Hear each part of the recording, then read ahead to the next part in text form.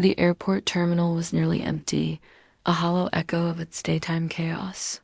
Fluorescent lights buzzed faintly overhead, washing everything in a sterile glow that made Jessica Hartman's exhaustion feel even heavier. She slumped into the molded plastic seat at gate 47, her carry-on wedged awkwardly against her legs, her entire body curled around the phone in her hands, as if it were the only tether keeping her from unraveling. The screen glared back at her with those 5 words, "We need to talk when you get back." 5 simple words, yet they carried the sharp weight of inevitability. She didn't need to guess what they meant. She had seen it in his distance over the last few weeks, heard it in the clipped tone of his voice, felt it in the way his eyes never quite met hers anymore. They were supposed to be here together tonight, 2 boarding passes, 2 passports, 1 shared adventure. Instead, she was alone, the absence of him as loud and suffocating as the silence filling the gate. A part of her wanted to hurl the phone across the polished floor. Another part wanted to call him and demand answers. But the truth settled like lead in her chest. The conversation was already over before it began. Her fingers hovered over the airline app, thumb trembling as she toyed with the idea of canceling. The thought was seductive. She could grab her bag, step outside into the cool night air, call a cab, and retreat to the familiarity of her own apartment, her own bed. Yes, it would be filled with the smell of his cologne that still lingered on the sheets and the hollow echo of what they had lost. But at least it wouldn't be this suspended moment between departure and disaster. She could still control something, couldn't she? Canceling the trip would be a way to reclaim a tiny shred of power. But then another current surged through her, sharper and hotter, anger. Wasn't this supposed to be their trip? The one they had planned down to every sunrise hike, every hidden cafe, every stolen kiss in unfamiliar streets. If he had already checked out of their story, why should she surrender the script too? Her jaw clenched as she shut off the phone and shoved it into her bag, her pulse quickening not from fear, but from something closer to defiance. Maybe leaving wasn't just about the trip anymore. Maybe it was about refusing to sit in the ruins he had left her with. When the gate agent called her group, Jessica rose, the weight of her decision pressing against her chest like armor and air all at once. Every step down the jet bridge felt unsteady, but there was also a strange lightness to it, as though each pace put another inch of distance between her and the unraveling life waiting back home. The hiss of the plane's door, the mechanical click of her boarding pass, the neutral smile of the flight attendant, each detail cemented her commitment. She slid into her seat by the window, fastening the belt with a shaky exhale. The city lights glimmered outside, a constellation of memories she was leaving behind. She pressed her forehead to the cool glass, her reflection staring back with tired eyes rimmed in red, yet holding a spark she hadn't noticed in months. Maybe this wasn't running away. Maybe it was something closer to survival. She let her lips move around a whisper, fragile but certain. Maybe if I leave everything, I'll find something. The engines roared to life beneath her, the cabin vibrating with the promise of momentum. And as the plane inched toward the runway, Jessica realized she wasn't just fleeing betrayal, she was stepping into the unknown, into possibility, into the terrifying and liberating truth that sometimes escape is the only way to begin again. On paper, Jessica Hartman's life was enviable. At 28, she was already a marketing manager at a thriving agency in Seattle, known among her colleagues for her creativity, tireless work ethic, and the way she could transform even the dullest product into a brand people wanted to believe in. Her Instagram was filled with snapshots of champagne toasts, rooftop dinners, and carefully curated smiles beside her fiancé, Ethan. To outsiders, they were the perfect couple. Polished, ambitious, moving steadily toward a future of promotions, mortgage payments, and destination weddings. But beneath the glossy surface, the foundation was crumbling. Ethan's charm had dimmed into criticism cloaked as concern his comments on her clothes. Her friends, even her career choices sounded less like love and more like subtle commands. What had begun years ago as flattering attention now felt like invisible chains tightening around her. He never raised his voice, never gave her obvious bruises, but his silences cut deeper than words. Jessica had built her life around keeping him happy, smoothing over every sharp edge, giving and giving until she wasn't sure what part of her belonged to herself anymore. The truth she never admitted, not even in the quiet of her own thoughts, was that she felt invisible in her own story, a supporting character in a life she had worked so hard to create. Her relationship with her family offered little refuge. Jessica's mother had spent years criticizing her choices, from her career path to her appearance, chipping away at her confidence with backhanded comments disguised as advice. "You'd be prettier if you smiled more," or "Don't you think you're settling in your career?"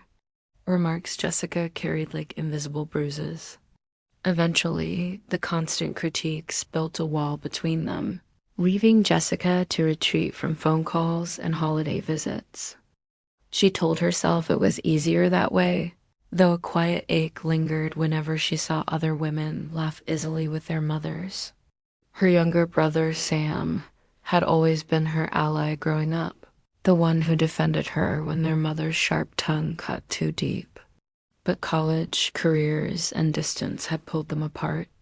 They spoke in brief texts now, check-ins that never scratched beneath the surface. He still cared, she knew that, but their connection felt muted, diluted by miles and time. In the absence of family support, Jessica threw herself deeper into her relationship with Ethan, convincing herself that he was her anchor, the person who gave her life stability. Yet the irony wasn't lost on her. She had traded one voice of criticism for another, one form of invisibility for a new cage. The loneliness of that realization pressed on her chest in quiet moments, reminding her that she had built a life defined by others' expectations rather than her own desires. That was why this trip mattered more than anyone else could understand. The Pacific Northwest had always been Jessica's dream, a winding road trip along rugged coastlines. Mornings spent breathing in salt air, evenings wrapped in sunsets that bled into the sea. It was supposed to be her and Ethan's adventure, a reward for years of planning and sacrifice, a promise that life could be bigger than office walls and carefully scheduled weekends. But when Ethan's absence became undeniable, the trip transformed into something else entirely. It was no longer about sightseeing or bucket list moments. It was about survival. She needed space, distance, and silence to hear herself again, to remember who she was before she became a collection of other people's needs. She didn't yet know that along the winding roads she would meet people who would shift her perspective. Liam Parker, a free-spirited documentary filmmaker who lived with a freedom she had never dared claim, and Claire, a widowed innkeeper who would offer the warmth of a surrogate mother's embrace without judgment.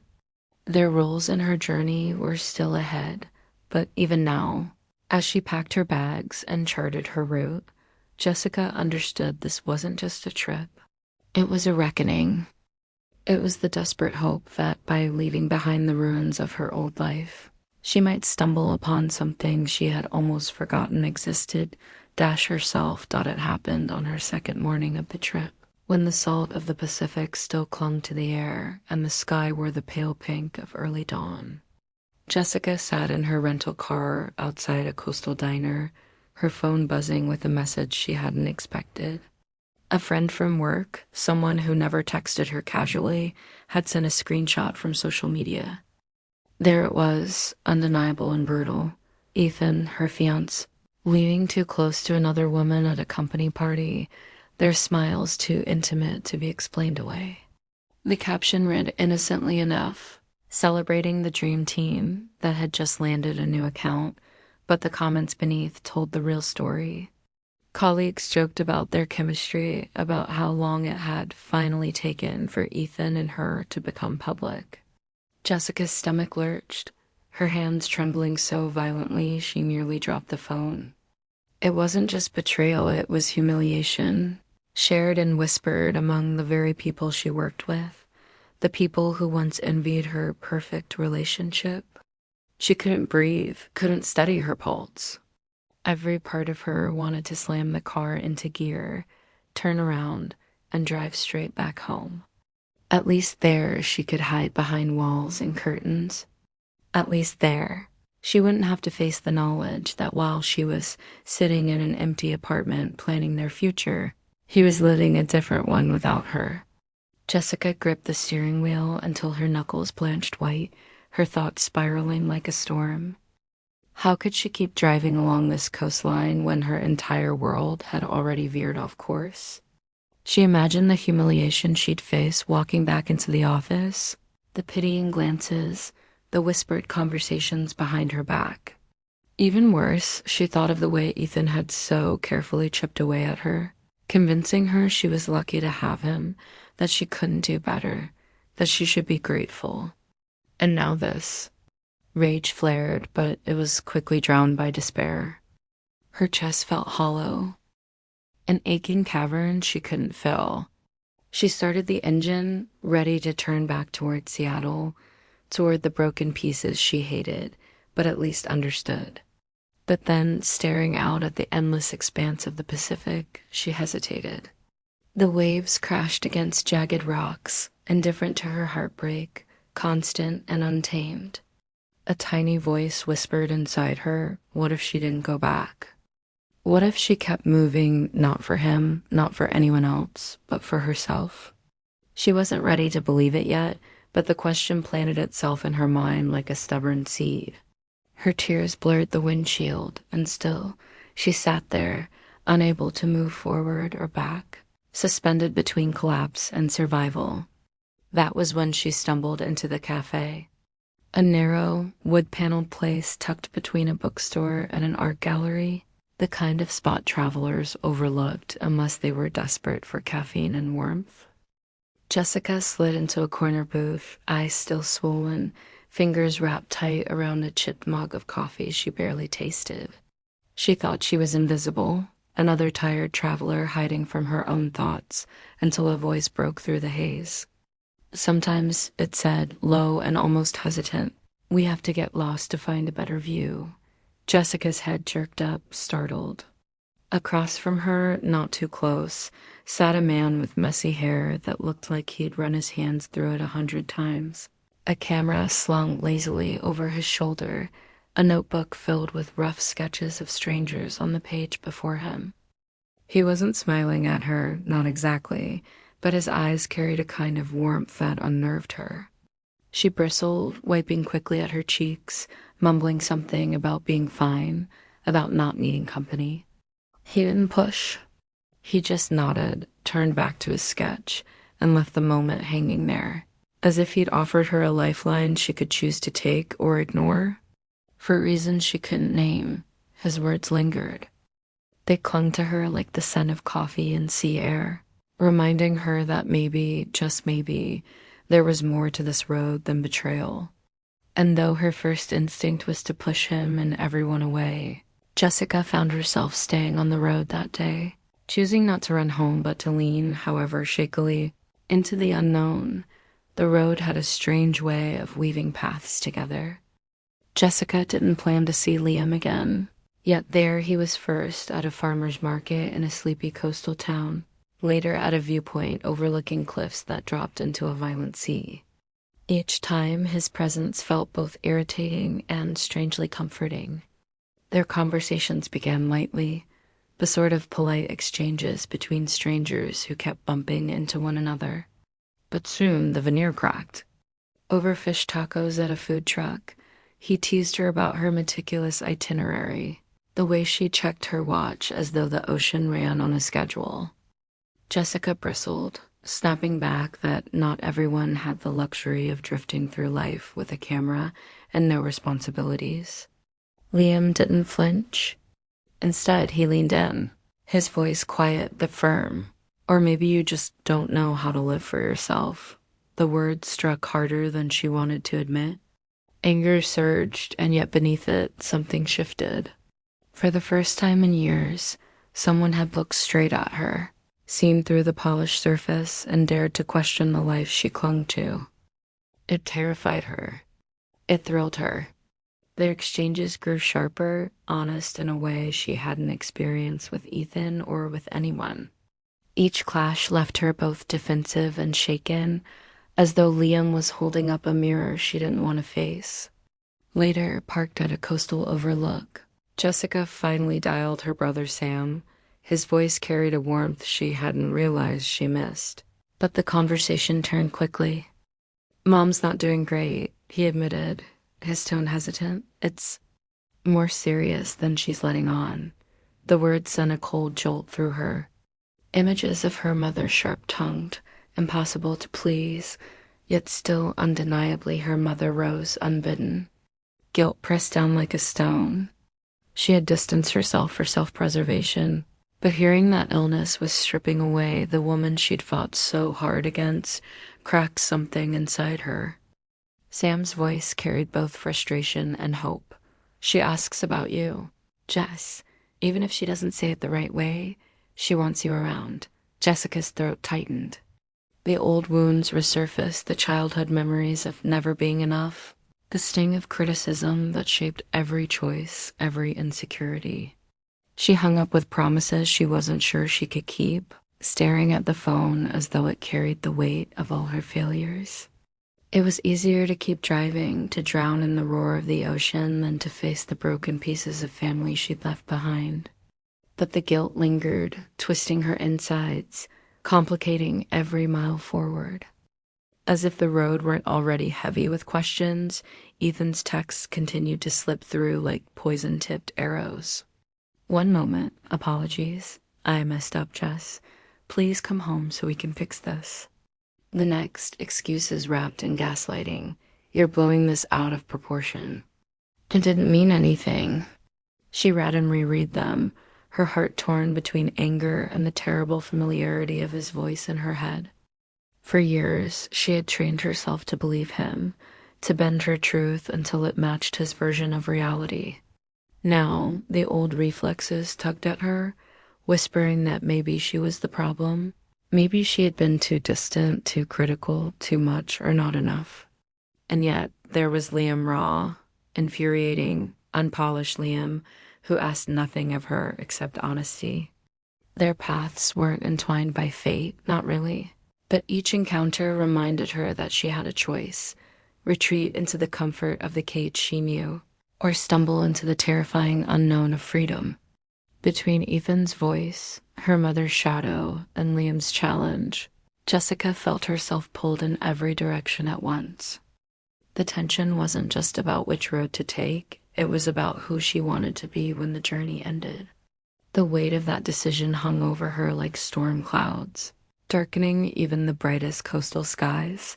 For the first time since she left Seattle, Jessica allowed herself to stop running and simply be. Liam had invited her to join him for a day-no itinerary. No rules, just the road, the woods, and the unpredictable rhythm of discovery. Against her instincts, she said yes. They hiked through dense evergreens, the smell of pine thick in the cool air, their steps crunching over leaves and moss. Liam filmed with his camera, not the landscape so much as the quiet details: a bird darting from branch to branch, sunlight fracturing across water, Jessica pausing to catch her breath. She teased him for recording everything, but when he finally opened up, his laughter faded into something heavier. "I started filming after my brother died," he admitted, voice rough. "Car accident. One moment he was there, the next, gone. Recording life, it's how I remind myself it still matters." Jessica felt the words sink into her chest, raw and unguarded. For once, someone wasn't asking her to carry their expectations. They were offering her truth, broken and imperfect.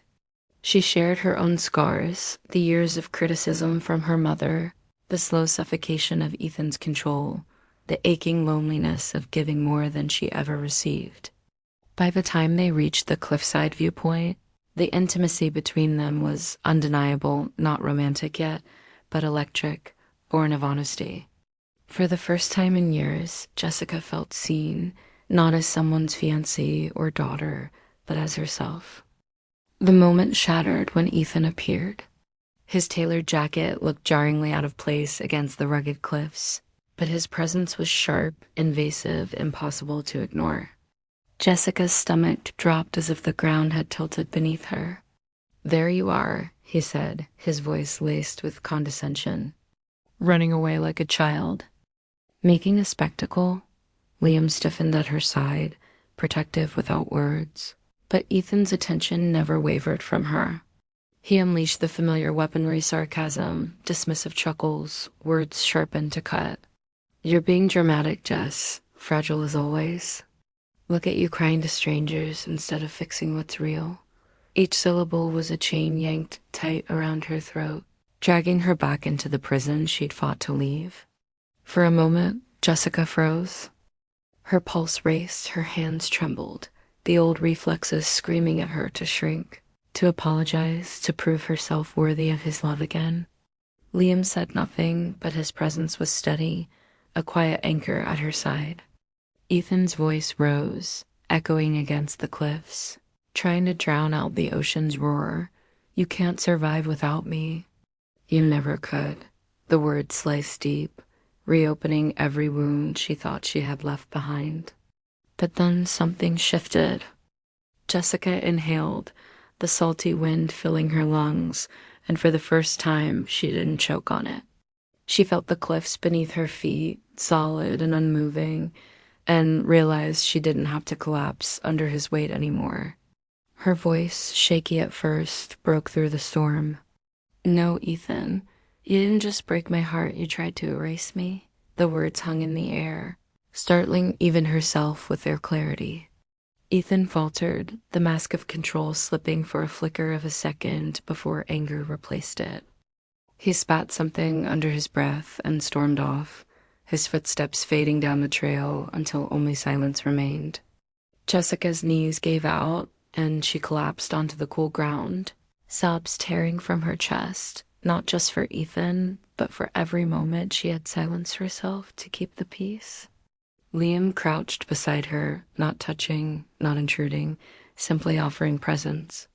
Through the blur of tears, Jessica understood the truth with brutal clarity. This trip had never been about Ethan, nor even about Liam. It was about her survival, about reclaiming the pieces of herself she had abandoned to keep others whole. She wept until her body ached, and when the tears finally slowed, the ocean still roared beneath the cliffs, steady, eternal. For the first time, she realized she could be steady too. The days after the cliffside confrontation were quieter, but not empty. Liam offered to travel with her, his presence steady and warm, yet Jessica surprised herself by saying no. She needed to finish this journey alone. For too long, her identity had been shaped around others, her mother's criticism, Ethan's control, even the comfort of Liam's unexpected kindness. Now, she needed to prove to herself that she could stand without leaning on anyone else. So she drove alone down winding coastal highways, pulling over to breathe in the sea air, journaling in tattered notebooks she bought at gas stations, and even borrowing Liam's idea of filming, turning her phone's camera on herself. Not for an audience, but as proof that she existed, that she mattered. At first, her own voice on playback sounded strange, unfamiliar, but soon it became a companion. She began to fill silence not with fear, but with presence. For the first time in years, Jessica wasn't rushing to fix, to appease, or to perform. She was simply living messy, uneven, but undeniably her own.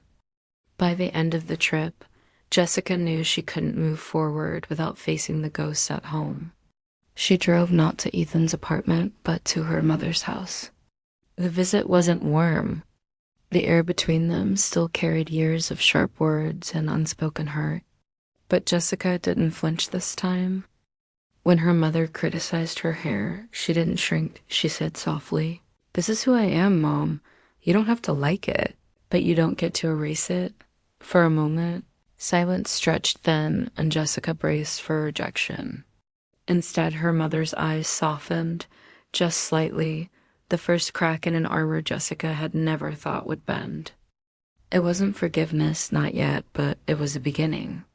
Later that evening, Jessica called Sam.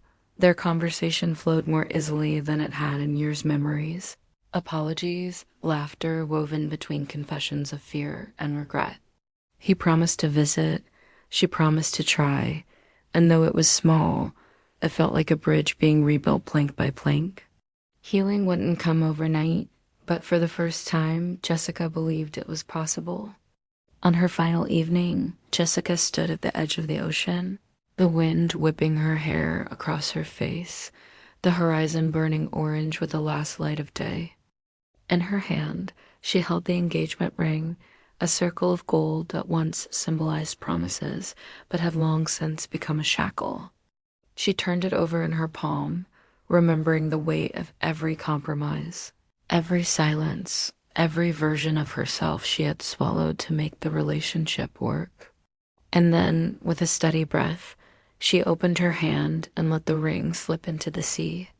It wasn't anger that guided her, but release. The water swallowed it quickly, waves pulling it into depths where she no longer had to carry it. Jessica whispered goodbye, not to Ethan, but to the version of herself who had lived small, unseen, erased. The tide rushed in around her ankles, cool and grounding, and she smiled softly, quietly, but real. She didn't know exactly what waited ahead, if she and Liam would meet again, if her family would heal, if her heart would ever fully stop aching. But she knew this much: her life was hers again. And for the first time in a very long time, that was enough. Months later, Jessica's life looked nothing like it had before. Her new apartment wasn't much a one-bedroom in a slightly creaky old building tucked into the heart of the city, but it was hers. Not theirs, not borrowed space inside someone else's expectations, but a corner of the world she had chosen. The walls weren't bare. Instead, they bloomed with photographs from her trip. Prints she had ordered of rocky coastlines, fog-drenched forests, and close-up shots of seashells she had balanced on her palm. They weren't perfect photographs, but that was the point: they were hers. Proof of the miles she had driven, the silence she had endured, the self she had begun to reclaim. The shelves held notebooks filled with scribbled thoughts, messy sketches of moments she hadn't wanted to forget. There was no engagement ring in the jewelry box, no Ethan waiting for her when she came home. And yet the solitude didn't ache anymore. It felt expansive, like space she could grow into. Every morning, as sunlight spilled across the hardwood floor, Jessica felt the smallest pulse of gratitude, not for what she had lost, but for what she had chosen. One evening, as the city hummed softly outside her window, a package arrived at her door. She wasn't expecting anything, but when she tore the brown paper open, her breath caught. Inside was a DVD case, plain except for a handwritten note tucked beneath the cover. Thought you might want to see how the road looked through my lens. It was Liam's documentary, the project he had mentioned in passing, the one he had been chasing with his camera while she was chasing herself. Jessica curled up on the couch, the glow of her laptop lighting the dim room as the film began. The screen filled with images of highways, wild coastlines, and fleeting portraits of strangers whose lives flickered briefly but beautifully across the frame. She recognized some of the places, even glimpses of herself walking a trail or staring out at the ocean. But it was the closing credits that undid her. A single line appeared, stark against the black screen, for the ones who find themselves on the road. Tears pricked her eyes, not out of sadness, but out of recognition. It wasn't about him seeing her. It was about her finally seeing herself reflected in someone else's truth. When the credits faded, Jessica sat in silence, her chest warm with something that felt like peace. She whispered aloud, testing the words as though they had waited years to be spoken. "I finally see me." The sound was soft but steady, filling the room in a way her old silences never had. She stood, reaching for the camera that now lived by her door, the same one she had carried through forests and beaches, capturing not perfection but presence. As she slung the strap over her shoulder, sunlight poured through the window, golden and unfiltered, spilling across her face. She stepped outside into the city's bustle, but for once, the noise didn't swallow her, it carried her forward. She didn't know exactly where the next road would lead, but the uncertainty no longer scared her. This time, she wasn't chasing someone else's dream or running from heartbreak. She was walking toward her own horizon, lens in hand, ready to frame her own story, moment by moment. And as she disappeared into the sunlight, her shadow stretching long and certain across the pavement, it was clear Jessica Hartman was no longer erased. She was here, wholly, defiantly, beautifully seen.